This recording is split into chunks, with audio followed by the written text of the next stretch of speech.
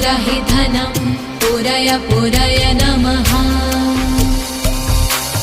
ॐ ह्रीं श्रीं क्लीं श्रीं कुबेराय अष्टलक्ष्मी मम ग्रहे धनं पुरय पुरय नमः।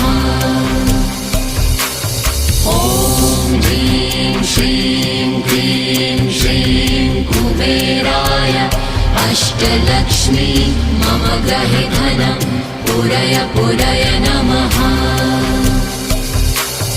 ॐ ह्रीं श्रीं क्लीं श्रीं कुबेराय अष्टलक्ष्मी मम ग्रहे धनं पुरय पुरय नमः।